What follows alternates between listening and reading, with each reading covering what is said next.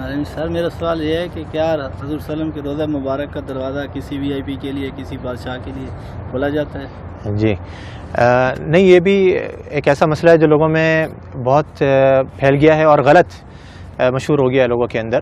لوگ یہ سمجھتے ہیں کہ فلاں بادشاہ وغیرہ آتے ہیں اور وہ نبی صلی اللہ علیہ وسلم کی قبر کی زیارت کے لیے جاتے ہیں۔ آپ کو عمومی طور پہ میں خلاصہ بتاؤں کہ یہاں کے بادشاہ بھی نبی صلی اللہ علیہ وسلم کی قبر کی زیارت نہیں کر سکتے ہیں، قبر کی یعنی کہ قبر تک نہیں جا سکتے ہیں۔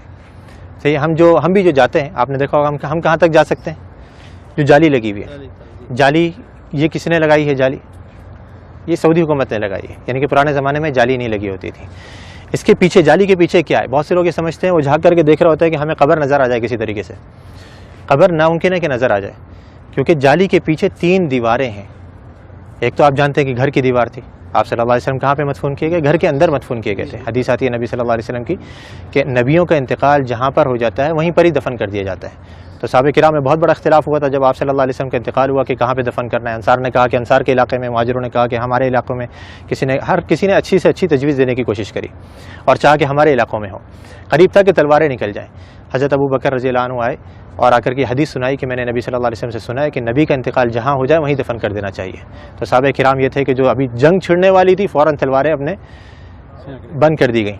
اور ساری ہمارے درمیان میں بھی یہی ہونا چاہیے کہ جب حدیث آ جائے تو ہمارے درمیان کسی بھی قسم کا اختلاف ہو وہ فوراً ختم ہو جائے۔ تو آپ صلی اللہ علیہ وسلم کو دفن کیا گیا کہاں پر؟ دیکھا گیا کہ آپ کا انتقال ہوا ہے حضرت عائشہ کے گھر کے اندر۔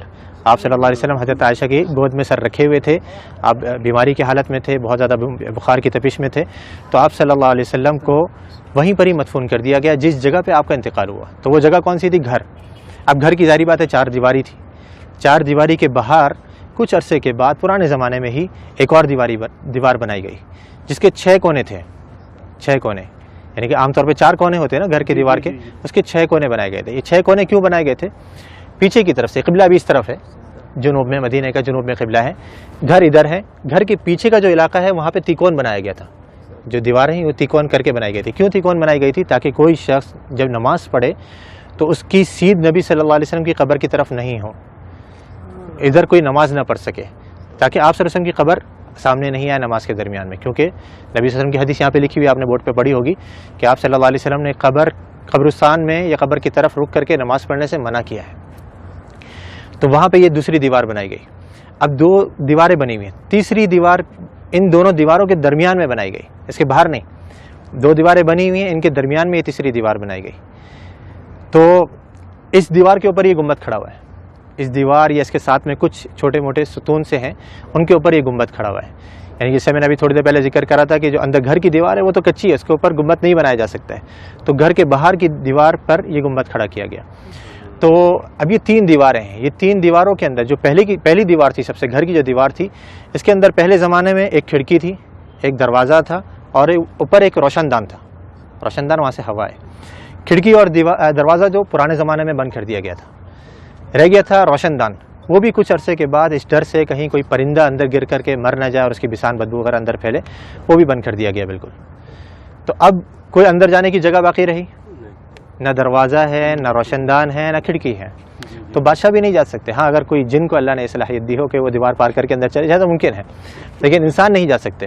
تو اب وہ جو لوگوں کو غلط فہمی ہوتی ہے وہ یوں ہوتی ہے، لوگ یہ سمجھتے ہیں کہ دیکھو ہمارے سامنے دروازہ کھولا گیا اور وہ بادشاہ صاحب یا فلاں وزیر اعظم جو اندر جا رہے ہیں، وہ جالی کا دروازہ کھولا گیا، وہ دیواروں کا دروازہ نہیں، وہ دیواروں کا دروازہ تو پیک ہے بالکل، اس کو یہاں کے بادشاہ بھی اندر نہیں جا سکتے۔ تو وہ جالی جو ابھی سعودی حکومت نے لگائی ہے وہ اس لیے لگائی ہے کہ پہلے زمانے میں لوگوں نے گھر کی دیوار سے برکت لینی شروع کر دی تھی، اس کو چوما چاٹی یا اسے مسا کرنا، اس کو چھونا، تو یہ غلط کام ہے۔ جیسے میں نے ابھی ذکر کرا کہ نبی صلی اللہ علیہ وسلم نے آثار کے تتبع سے منع کیا ہے، نبی صلی اللہ علیہ وسلم کے بتائی ہوئی شریعت کے مطابق ہم نے عمل کرنا ہے۔ آپ نے کیسے سلام کرنا ہے نبی صلی اللہ علیہ وسلم کے اوپر، آپ وہ سلام کریں گے آپ کو اجر ملے گا، ثواب ملے گا۔ آپ نے جو سلامتی کی دعا کرنی ہے حضرت ابوبکر صدیق کے لیے، عمر فاروق کے لیے، اس پر اجر ملے گا، سنت کے کاموں پر آپ کو اجر ملے گا۔ لیکن دیواروں کی چوما چاٹی کرنا، یا جیسے بہت سے لوگوں کو دیکھا جاتا ہے مسجد نبوی کے در و دیوار کو ابھی بھی وہ اپنے رومال اتار کر کے اس پہ پھیر رہے ہوتے ہیں کہ اس کے اندر برکت منتقل ہو جائے، یا کوئی احرام کا کپڑا لایا ہوا ہوتا ہے یا کوئی ٹوپی اتار کر کے اس پہ پھیر رہا ہوتا ہے، یہ سب غلط کام ہے۔ تو یہ پرانے زمانے میں جب شروع ہوئے تو اس زمانے کے جو علماء کرام تھے، لوگ کہتے ہیں نا یہ وہابی، تم تو اس زمانے کی پیداوار ہو، ہمیں بیچارے ہم وہابی کہتے ہیں، ہم تو اپنے آپ کو وہابی نہیں کہتے۔ تو یہ جو وہابیوں کے عقیدے ہیں نا، جو ان کی نظر میں وہ پرانے زمانے سے چلے آ رہے ہیں، تو اس زمانے کے اندر یہ دوسری دیوار بنائی گئی، گھر کے باہر ایک اور دیوار بنائی گئی تاکہ لوگ گھر کی دیوار تک نہیں پہنچ سکیں۔ اب وہ کچھ عرصے تک نئی دیوار تھی، لوگوں کو معلوم رہا کہ بھائی یہ تو نئی دیوار ہے، کچھ نہیں کرنا یہاں پہ، لیکن آہستہ آہستہ پھر نئی نسلیں آتی رہیں، وہ سمجھے کہ یہ بھی گھر کی دیوار ہے، پھر علماء نے ایک اور دیوار بنوا دی۔ پھر آخر میں سعودی حکومت نے کہا کہ ہو سکتا ہے لوگوں کے ذہنوں میں یہ چیز رہے کہ دیواریں ہم بناتے رہیں گے تو سمجھیں گے گھر کی دیوار ہے، تو ہم جالی لگوا دیتے ہیں۔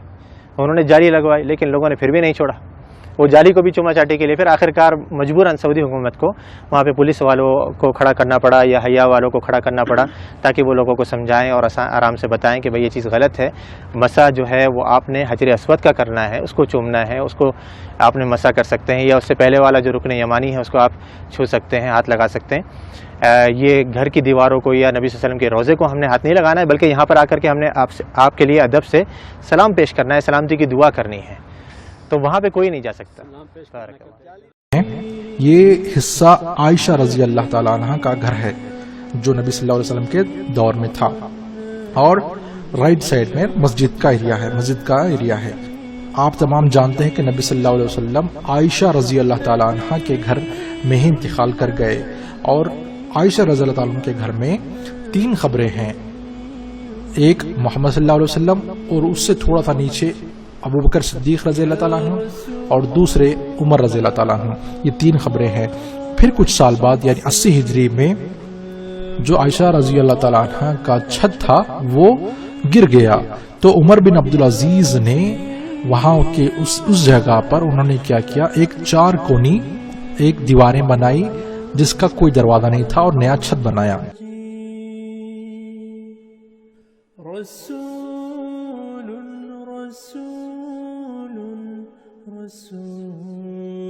پھر ان کو ایک بات کھٹک گئی کہ کہیں لوگ آگے جا کر یہ نہ سمجھیں کہ یہ کعبے کی طرح ہی ہے، کیوں نہ اس کی طواف کریں، تو یہ ان کو ڈر ستا رہا تھا۔ تو انہوں نے کیا کیا، ایک اور دیوار بنائی اور سامنے سے اس کا حصہ تھوڑا سا نوکیلا انہوں نے بنایا، جیسا کہ آپ دیکھ سکتے ہیں ویڈیو میں۔ سبحان اللہ، دیکھیے وہ لوگوں کو گمراہ ہونے سے بچنے کے لیے کس حد تک سوچ رہے ہیں، سبحان اللہ۔ پھر اس کے 600 سال بعد ایک دوسرے خلیفہ نے اندر کے حصے پر ایک سفید رنگ کا گنبد بنایا